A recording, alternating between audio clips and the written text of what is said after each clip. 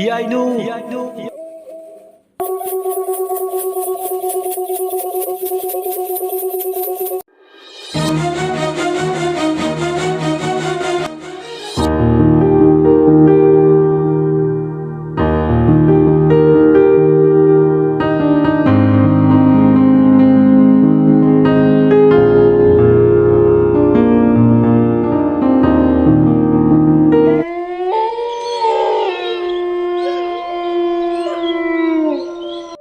Ingele, yam hauna, thawai tana waikhu singu tu chare. Waikhu sing tu chabada, jinbalda, angang bu iking tana, pa kai chinthare. Machin maraido, kan lawo, waikhu mit sing tu chana vona bada. He na waba musuai. Maramdi, waikhu mito. Yam sagane, saibada, yosin bada khara wana thoe. Adubu, waikhu tu chana vona bada. Masada, nungai ba phawe. Chabada phangba chainado, magi mafamdadi. Top top mahaw amani chakou haidena thawai tana chare waikhu mi chingado chaba tangkhai chanchilakbu matamdadi ingele masadu kaino matawre masa pumba lengba thinbawre mamai mamit humangna pumcho saphom kaire masamana ifafa hanba leitana masadu lengba thinba tawrasu ma waikhu mitto chabadi lepte lembina magi pungning thawri mathoi haple sachelu Ingele, madu nangi chakthani, nachinjakni. Nang masi charadi, nangi lamba pabinaba, malem tampaksida, kana sulairaro. Nang na mayamdagi, hen helani. Nang na tomthin ngalani. Nang na tongning mathabaktu, kana nasu, yekai thingai, piraklaro. Chasilu, ingele, nangi chakthase. Khunglam sidagi phaba, waikhu mitsing sidi, icham chamba, waikhu minati. Masidi, timulaimu, kundin napam. Ising kong ni, ising kong. Lembi gi hanba laitraba, wai sing duna. Thauna lising ni, hap lariba. Hanba laite, wai khu tareto. Loina chaba loirakle. Wai khu mit masing suna. Charak polor patan jadu dadi, he ne na masado. Ka he na. Leng batin baure. Ingele, para onna. Amuk masapumba, humang nupum chot. Leng batin bagi chainado. Ona thoina khangle. Makutuna, khongjai napi, mara kan khirpasing do. Phuk lage hai bagi matagum. Kanna, chena khubam changjong na pai. Phukta phuk lage hai bagi matane, khongjai napi singado. Kadom dagi thaunano, kadom dagi lingje. Ingele masada, top topa, ichil ni lagliba. Ichil sina, magi masada, mimana daba madi uhele. Mag haujikti, laimai duda, ona thoina, khongjai napi singdo, mara phukle. Boroi makhong aduda, madi, aki bagi masakni. Masadu, ngangba masu yaurle. Hanba leite, magi thauna. Mapi maron, mafam marang khangdre. Mamit anido, tamna musile. Hingchabigi saklon dongna sutawre.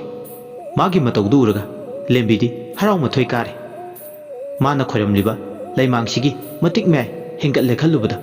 Ingeledo, para, ona thoina laimai duda, khanglasu, waiko haide. Khangaude, mamit anido, thamamba hingum. Musik musan kirabada. Ahing nama, magi isaipu manungda, lotu na thamba, lemlenga, huran mamisak anido ure. Ingele, mayado, krak lasin na haire. Oh, nakoya ni oire, ta chau thoy, ta tomba, nakoya ni na, aigi punsibu, makadang olise, noy na ngamlibu, aigi tikpumba, panghan bane. Noya mata, ay na lem na to oy, aigi punsisina, kangkong saibu uraga. Nakoi na pian kibadai. Aichu, nakoi na pian badongna. Nakoi na wabu uraga. Aichu pian thoke, khangloi drado. Aigi tik, taubong amba utlage. Asi hairadana, ahing duda, boroi makong duda, sita noe. Boroi makong dugi, makada, ona thoina khanglamaga. Haujik ti mahak, khonglam madomda, chabung launa chongthakre. Aduga, ising irai, irau kun kamna mar aduda, jagoi khutek tamba horle. Lembina, sagatlo. Nangi numini ngasidi, pena saro, nangi jagoi. Laijabi thaduna, khutek tamlo. Ipak irei sigi, irei irau konsina, tanta hapa oisina. Isingi irei, irau khol makhol sina. Nangi nungai bada, saruk yare. Nangna sadana, kanana sagani. Sagalo, pena. Nangi harau nungai bagi, itillaba, jagoi khutek. Jagoi khutek sina. Nangi pumnaba, oigadoini. Mangkiba takiba, hanjan boiduni. ꯂꯦꯝꯕꯤꯅ ꯏꯉꯦꯜꯂꯩꯒꯤ ꯄꯨꯛꯅꯤꯡ ꯊꯧꯒꯠꯂꯦ ꯑꯍꯤꯡ ꯃꯃꯩꯁꯨ ꯍꯧꯖꯤꯛꯇꯤ ꯑꯣꯏꯔꯛꯂꯦ ꯎꯔꯤ ꯋꯥꯎꯔꯤꯕ ꯃꯇꯝꯒ ꯑꯣꯏꯔꯦ ꯑꯍꯤꯡ ꯃꯃꯩ ꯑꯣꯏꯔꯛꯄꯗꯅ ꯍꯦꯜꯂꯦ ꯀꯥ ꯍꯦꯟꯅ ꯏꯪꯁꯤꯜꯂꯛꯄꯁꯨ ꯏꯉꯦꯜꯂꯩꯗꯤ ꯃꯁꯥ ꯄꯨꯝꯕ ꯄꯨꯝꯆꯣꯠ ꯆꯣꯠ ꯏꯔꯩꯗꯨꯗ ꯖꯒꯣꯏ ꯁꯥꯔꯤ ꯁꯨꯝꯅ ꯑꯍꯤꯡ ꯑꯗꯨꯁꯨ ꯂꯣꯏꯈ꯭ꯔꯦ ꯑꯍꯤꯡꯗꯨꯅ ꯂꯣꯏꯈꯤꯕꯗ ꯏꯄꯥꯛ ꯏꯔꯦꯟꯗ ꯃꯤ ꯇꯪꯈꯥꯏ ꯋꯥꯏꯈꯨ ꯇꯪꯈꯥꯏ ꯑꯣꯟꯗꯨꯅ ꯂꯩꯔꯝꯕꯤ ꯏꯉꯦꯜꯂꯩ ꯃꯥꯒꯤ ꯍꯥꯟꯅꯒꯤ ꯇꯥꯏꯕꯪ ꯁꯛꯂꯣꯟꯗ ꯍꯟꯖꯤꯟꯈ꯭ꯔꯦ ꯑꯅꯤꯗꯣ ꯆꯤꯡꯈꯣꯡ ꯆꯤꯡꯌꯥꯗ ꯑꯗꯨꯝ ꯂꯩꯕꯗꯤ ꯌꯥꯗꯕꯅꯤꯅ ꯂꯦꯝꯕꯤꯒꯤ ꯃꯌꯨꯝ ꯌꯧꯅꯕ ꯂꯥꯛꯑꯦ ꯑꯍꯤꯡ ꯆꯨꯞꯄ ꯑꯣꯟꯅ ꯊꯣꯏꯅ ꯁꯥꯟꯅꯔꯨꯕꯒꯤ ꯃꯁꯥꯗꯣ ꯊꯤꯟꯗꯣꯛꯄꯅ ꯃꯃꯤꯠ ꯑꯅꯤꯗꯨ ꯎꯏꯁꯤꯟꯗꯨꯅ ꯃꯥꯡꯒꯣꯟ ꯀꯥꯆꯤꯟ ꯑꯃꯗ ꯇꯥꯗꯨꯅ ꯂꯩ ꯂꯦꯝꯕꯤꯅ ꯇꯨꯝꯗꯨꯅ ꯂꯩꯕꯤ ꯏꯉꯦꯜꯂꯩꯕꯨ ꯌꯦꯡꯂꯤ ꯑꯗꯨꯒ ꯄꯨꯛꯅꯤꯡꯗ ꯈꯜꯂꯤ ꯅꯍꯥꯟꯈꯩꯗꯤ ꯃꯤ ꯑꯣꯏꯗꯨꯅ ꯂꯩꯔꯝꯕꯅꯤ ꯑꯗꯨꯕꯨ ꯉꯁꯤꯗꯒꯤꯗꯤ ꯃꯍꯥꯛ ꯃꯤ ꯑꯣꯏꯔꯔꯣꯏ ꯂꯥꯏ ꯑꯣꯏꯔꯅꯤ ꯇꯁꯦꯡꯅ ꯃꯍꯥꯛ ꯂꯥꯏ ꯑꯣꯏꯔꯅꯤ ꯂꯥꯏ ꯑꯣꯏꯕꯅ ꯐꯩ ꯃꯇꯝꯁꯤꯗ ꯃꯤ ꯑꯣꯏꯗꯧ ꯁꯔꯨꯛ ꯉꯁꯤꯗꯒꯤ ꯃꯍꯥꯛ ꯑꯩꯒꯤ ꯏꯆꯥ ꯑꯣꯏꯔꯕꯅꯤ ꯃꯥꯅ ꯇꯧꯅꯤꯡꯕ ꯃꯊꯧ ꯄꯥꯡꯊꯣꯛꯄꯗ ꯃꯅꯤꯡ ꯇꯝꯅ ꯄꯥꯡꯕ ꯑꯣꯏꯔꯁꯅꯨ ꯃꯥꯒꯤꯗꯃꯛ ꯑꯩ ꯑꯃ ꯏꯆꯥꯎ ꯆꯥꯎꯅ ꯂꯩꯔꯤ ꯀꯅꯥꯅꯁꯨ ꯑꯩꯒꯤ ꯏꯆꯥꯗ ꯍꯦꯟꯖꯤꯟꯕ ꯌꯥꯔꯣꯏ ꯃꯃꯥ ꯑꯩ ꯑꯃ ꯏꯆꯥꯎ ꯆꯥꯎꯅ ꯂꯩꯔꯤꯗꯣ ꯂꯦꯝꯕꯤ ꯑꯁꯤ ꯈꯜꯂꯨꯕꯗ ꯌꯥꯝ ꯅꯨꯡꯉꯥꯏꯕ ꯐꯥꯎꯔꯤ ꯅꯨꯡꯊꯤꯜ ꯄꯣꯕꯣꯞꯄ ꯃꯇꯝꯗ ꯃꯤꯀꯞ ꯊꯣꯛꯂꯛꯏ ꯏꯉꯦꯜꯂꯩ ꯇꯨꯝꯂꯝꯕꯗꯒꯤ ꯃꯤꯀꯞ ꯊꯣꯛꯂꯛꯄꯒ ꯏꯉꯦꯜꯂꯩꯅ ꯏꯃꯥ ꯉꯁꯤ ꯍꯥꯏꯕ ꯅꯨꯃꯤꯠꯁꯤꯗꯒꯤ ꯍꯧꯔꯒꯦ ꯑꯩꯅ ꯄꯥꯡꯒꯦ ꯈꯟꯕ ꯁꯤꯂꯝꯁꯤꯡꯁꯦ ꯃꯊꯪ ꯃꯅꯥꯎ ꯅꯥꯏꯅ ꯄꯥꯡꯕ ꯍꯧꯔꯒꯦ ꯄꯥꯡꯒꯗꯕꯅꯤ ꯇꯧꯒꯗꯕꯅꯤ ꯃꯤꯅ ꯉꯝꯍꯟꯕ ꯌꯥꯕ ꯅꯠꯇꯦ ꯍꯧꯖꯤꯛꯀꯤ ꯃꯇꯝꯁꯤꯗꯤ ꯅꯪꯒꯤ ꯃꯤꯠꯇꯣ ꯀꯣꯠꯂꯒ ꯑꯩꯉꯣꯟꯗ ꯄꯥꯟꯁꯤꯟꯒꯦ ꯍꯥꯏꯕ ꯃꯇꯝꯗꯨꯅꯤ ꯑꯗꯨꯅ ꯌꯥꯔꯤꯈꯩ ꯃꯤꯅ ꯉꯝꯍꯟꯒꯅꯨ ꯃꯤꯅ ꯉꯝꯍꯟꯕ ꯌꯥꯗꯦꯀꯣ ꯍꯣꯏ ꯏꯃꯥ ꯏꯉꯦꯜꯂꯩ ꯑꯁꯤ ꯍꯥꯏꯔꯒ ꯃꯃꯤꯠ ꯑꯅꯤꯗꯣ ꯆꯦꯖꯦꯠ ꯎꯏꯁꯤꯜꯂꯦ ꯃꯥꯡꯒꯣꯟ ꯀꯥꯆꯤꯟꯒꯤ ꯃꯆꯤ ꯑꯃꯗ ꯊꯥꯔꯤꯕ ꯐꯛ ꯃꯆꯤꯗꯨꯗ ꯍꯥꯏꯐꯦꯠ ꯇꯨꯃꯤꯟ ꯐꯝꯂꯒ ꯐꯝꯂꯝꯕꯗꯒꯤ ꯋꯥꯔꯤ ꯁꯥꯟꯅꯔꯝꯕꯗꯒꯤ ꯈꯪꯍꯧꯗꯅ ꯃꯃꯤꯠ ꯑꯅꯤꯗꯣ ꯇꯞꯅ ꯎꯏꯁꯤꯟꯈꯤꯕꯅꯤ ꯃꯁꯥꯗ ꯏꯊꯤꯜ ꯑꯃ ꯂꯥꯛꯈꯤꯕꯗꯒꯤ ꯏꯊꯤꯜꯗꯨꯅ ꯎꯏꯁꯤꯜꯂꯤꯕ ꯃꯃꯤꯠ ꯑꯅꯤꯗꯨꯗ ꯂꯥꯏꯃꯨ ꯑꯃ ꯎꯔꯛꯑꯦ ꯑꯗꯨꯒ ꯂꯥꯏꯃꯨꯗꯨꯅ ꯃꯥꯕꯨ ꯌꯦꯡꯅ ꯍꯥꯏꯔꯛꯑꯦ ꯆꯔꯨꯅ ꯁꯥꯕ ꯂꯥꯏꯐꯗꯕꯤ ꯑꯃꯗ ꯃꯈꯨꯠꯇ ꯌꯨꯄꯤ ꯑꯃ ꯄꯥꯏ ꯂꯥꯏꯙꯕꯤꯗꯨꯒꯤ ꯂꯋꯥꯏ ꯇꯝꯅ ꯊꯥꯎ ꯊꯥꯕ ꯃꯇꯝꯗꯨꯗ ꯃꯤꯗꯨꯒꯤ ꯃꯃꯤꯡ ꯁꯣꯜꯂꯨ ꯌꯣꯄꯤꯗꯨꯅ ꯂꯋꯥꯏꯗ ꯅꯠꯇꯅ ꯂꯥꯏꯙꯕꯤꯗꯨꯒꯤ ꯃꯁꯥ ꯄꯨꯝꯕꯗ ꯁꯤꯟꯗꯨꯅ ꯌꯣꯄꯤ ꯃꯐꯝꯗꯨꯅ ꯍꯦꯛ ꯊꯥꯕ ꯃꯇꯝꯗ ꯅꯪꯅ ꯂꯃꯟ ꯈꯨꯝꯅꯤꯡꯂꯤꯕ ꯃꯤꯁꯛ ꯑꯗꯨꯗ ꯃꯁꯤꯡ ꯊꯤꯉꯝꯗ꯭ꯔꯕ ꯆꯩꯅꯥ ꯂꯤꯁꯤꯡ ꯀꯌꯥ ꯂꯣꯏꯅꯥꯏꯗꯅ ꯄꯤꯕ ꯉꯝꯒꯅꯤ ꯀꯥꯟꯅꯔꯔꯣꯏ ꯈꯨꯠ ꯇꯨꯡꯒꯨꯟꯅꯔꯒ ꯌꯥꯝ ꯂꯦꯝꯅ ꯇꯨꯃꯤꯟ ꯂꯩꯊꯣꯛꯄꯅ ꯅꯪ ꯆꯨꯝꯂꯣꯏꯀꯣ ꯅꯪꯒꯤ ꯃꯥꯡꯖꯕꯒꯤ ꯃꯥꯡꯖꯕ ꯉꯥꯛꯇ ꯑꯣꯏꯅ ꯂꯥꯛꯀꯅꯤ ꯀꯔꯤ ꯌꯦꯡꯗꯨꯅ ꯂꯩꯔꯤ ꯅꯊꯧ ꯄꯥꯡꯖꯔꯣ ꯅꯪꯒꯤ ꯅꯊꯧ ꯄꯤꯔꯕꯅꯤ ꯊꯧꯆꯤꯟ ꯄꯥꯡꯖꯔꯣ ꯑꯁꯨꯝꯅ ꯂꯥꯏꯃꯨꯗꯨꯅ ꯍꯦꯛ ꯍꯥꯏꯕꯒ ꯃꯃꯤꯠ ꯎꯏꯁꯤꯟꯗꯨꯅ ꯂꯩꯔꯝꯕꯤ ꯏꯉꯦꯜꯂꯩ ꯃꯃꯤꯠ ꯑꯅꯤꯗꯣ ꯇꯞꯅ ꯄꯥꯡꯊꯣꯔꯛꯑꯦ ꯍꯧꯖꯤꯛꯇꯤ ꯃꯥꯒꯤ ꯃꯤꯠꯃꯥꯡꯗ ꯂꯦꯝꯕꯤꯅ ꯐꯝꯗꯨꯅ ꯂꯩꯔꯝꯕꯗꯨ ꯎꯔꯦ ꯂꯦꯝꯕꯤꯅ ꯅꯪꯒꯤ ꯃꯑꯣꯡꯁꯤ ꯅꯊꯧ ꯁꯤꯟꯅꯔꯝꯗꯧ ꯃꯥꯟꯈ꯭ꯔꯦꯗ ꯅꯪꯒ ꯂꯣꯏꯅꯕꯗꯨꯅ ꯍꯣꯏ ꯏꯃꯥ ꯁꯤꯟꯅꯔꯝꯃꯤ ꯂꯦꯝꯕꯤꯅ ꯑꯗꯨꯗꯤ ꯃꯤꯀꯨꯞ ꯑꯃꯇ ꯄꯟꯊꯔꯅꯨ ꯃꯥꯅ ꯍꯥꯏꯔꯝꯂꯤꯕ ꯊꯕꯛ ꯊꯧꯔꯝꯁꯤꯡꯗꯣ ꯍꯧꯖꯤꯛꯇꯤ ꯄꯥꯡꯅꯕ ꯇꯧꯔꯣꯗꯅ ꯐꯔꯁꯨ ꯐꯠꯇ꯭ꯔꯁꯨ ꯃꯥꯅ ꯍꯥꯏꯔꯤꯕꯁꯤꯡꯗꯣ ꯍꯦꯛ ꯇꯧꯕꯗ ꯇꯧꯔꯤꯕ ꯊꯕꯛꯇꯨꯒꯤ ꯃꯍꯩ ꯌꯥꯟꯕ ꯃꯍꯩ ꯂꯥꯛꯄ ꯁꯣꯏꯗ꯭ꯔꯕꯅꯤ ꯂꯦꯝꯕꯤꯒꯤ ꯋꯥꯍꯩꯁꯤꯡ ꯑꯗꯨꯅ ꯏꯉꯦꯜꯂꯩꯒꯤ ꯃꯐꯝꯗꯗꯤ ꯁꯤꯡ ꯌꯥꯡꯁꯤꯟꯕ ꯑꯣꯏꯅ ꯊꯣꯛꯂꯦ ꯏꯉꯦꯜꯂꯩꯗꯨ ꯂꯥꯏꯃꯨꯗꯨꯅ ꯍꯥꯏꯔꯝꯕꯁꯤꯡꯗꯨ ꯊꯕꯛ ꯑꯣꯏꯅ ꯄꯥꯡꯂꯒ ꯅꯤꯡꯉꯤ ꯂꯥꯏꯃꯨꯗꯨꯅ ꯍꯥꯏꯔꯝꯕꯒꯤ ꯃꯇꯨꯡ ꯏꯟꯅ ꯈꯣꯡꯂꯩ ꯊꯨꯅ ꯐꯤꯖꯦꯠ ꯐꯤꯒꯥꯏꯅ ꯑꯃꯗꯤ ꯆꯔꯨꯅ ꯂꯥꯏꯙꯕꯤ ꯑꯃ ꯁꯥꯔꯦ ꯅꯨꯡꯊꯤꯜ ꯄꯣꯕꯣꯞꯄ ꯃꯇꯝꯗꯨꯗ ꯑꯅꯤꯗꯣ ꯃꯤꯅ ꯎꯔꯗꯤ ꯐꯖꯔꯔꯣꯏ ꯈꯟ ꯌꯨꯝꯌꯥꯏ ꯀꯥꯗꯣꯝꯗ ꯂꯥꯛꯂꯦ ꯑꯗꯨꯒ ꯃꯅꯨꯡꯗ ꯊꯣꯡ ꯂꯣꯟꯁꯤꯜꯂꯦ ꯏꯃꯨꯡꯗꯨꯒꯤ ꯃꯅꯨꯡꯗ ꯃꯈꯣꯏ ꯑꯅꯤ ꯈꯛꯇꯅꯤ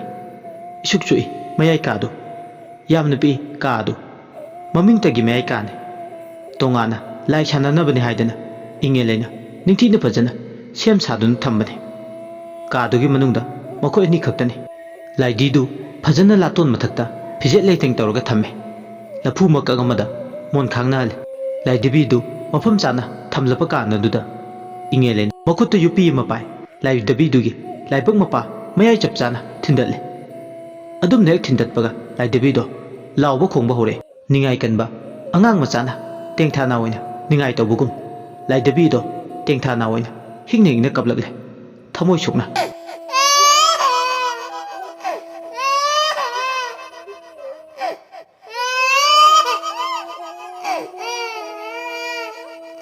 ꯑꯗꯨꯝꯅ ꯂꯥꯏꯙꯕꯤꯗꯨꯅ ꯀꯞꯄꯗꯨ ꯎꯔꯒ ꯈꯥꯛ ꯂꯥꯎꯅ ꯌꯥꯝ ꯄꯦꯟꯖꯅ thawai tana noi ingele machin da chole ai ningba thunglani aina yungliba yupi se chauthoi nangi laibaktani ngasi haiba numitsidagi chauthoi nangi taibang malang tayo narani nangi malang pandi khongchat kairani nangna maramoi aigi punchi kangkhong chahen khibagu ngasidi nangi punchi ju kangkhong chairagani nang naibu lekha tana chingtharamani natra aina waba uraga nangna penbagum aisu pelani nangna waba taba uraga asi haiga ingeledi mathanta toy ka aduda numitti sum hojinke numidang waramgi matam oiragle somdana kamdawri chauthoi du numidangi matam oiraklakan chak tokloba matung ngahak leiragani makoktu yamna chikhale lawaidu phongphong saba horagle koktu chigli tawrame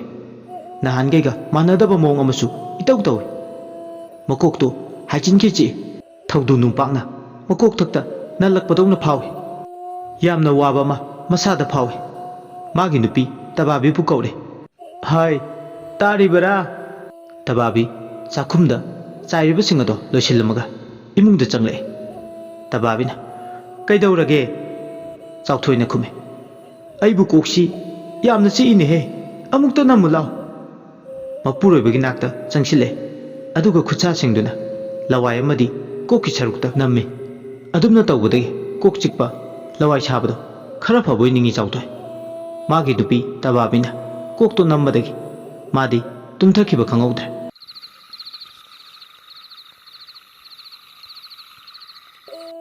ahingi chigunba matam moirakle isi kai chauthoina tumlingaida makhoigi lekai leba hui ayamba makhoigi yumnomda olaga khongbaga kappaga asumna tawringi tanjadu damu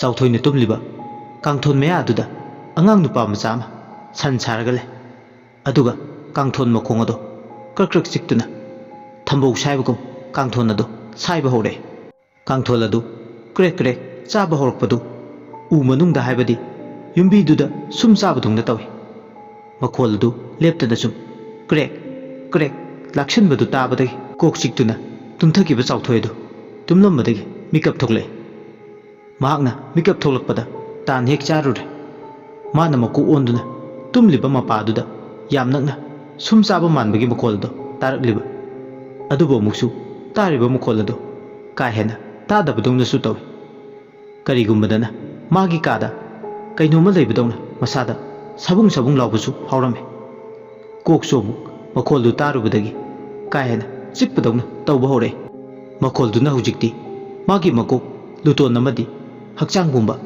mahi mayai chamanbadongna su tawi khangde haifam khangdaba ma phawi chauthoi tumduna leibi magi nupibu tanaba kawi kaduda punna phamung tongan bamada tume aduna chauthoina kawbudu tabide ningaidena tumana mawa mapuroibana kawribado ningaidena tumle magi tumpham thokpa aduna kawbalangwa takhidabane madi sidhaduna tume ningaidena kangthon makhongda krek krek sairamba angang adu saiba tokre unwaimu imungdo ichik chikre asumna ngaya mikupama chiklinge tanjadudamu angangna kapagi makhol tare magi kangthon marum adomdagi yam nangna angangduna kaple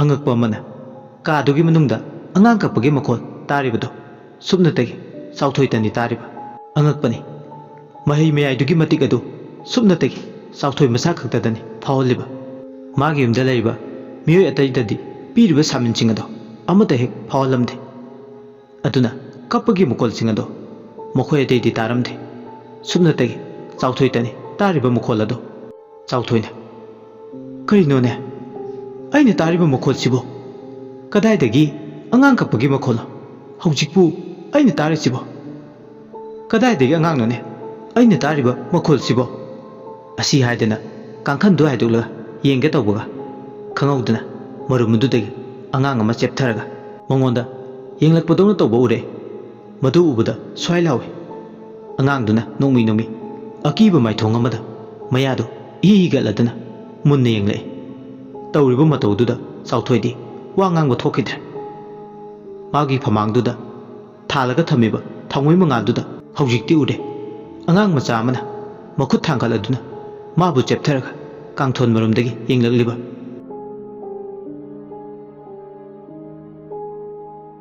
ꯋꯥꯔꯤꯁꯤꯒꯤ 23 ꯁꯨꯕ ꯄꯥꯟꯗꯨꯞ ꯃꯇꯥꯡ ꯑꯁꯤꯗ ꯂꯣꯏꯁꯤꯟꯖꯔꯦ꯫ ꯃꯌꯥꯝꯅ ꯋꯥꯔꯤꯁꯤꯕꯨ ꯇꯥꯕꯤꯔꯒ ꯑꯗꯣꯝꯒꯤ ꯑꯄꯦꯟ ꯄꯦꯟꯗꯗꯨ command ꯊꯝꯕꯤꯔꯝꯃꯨ꯫ ꯂꯣꯏꯁꯤꯜꯂꯛꯄꯗ ꯃꯌꯥꯝꯕꯨ ꯏꯀꯣꯛꯅꯣꯅ ꯑꯃꯨꯛꯀ ꯍꯟꯅ ꯈꯨꯔꯨꯝꯖꯔꯤ꯫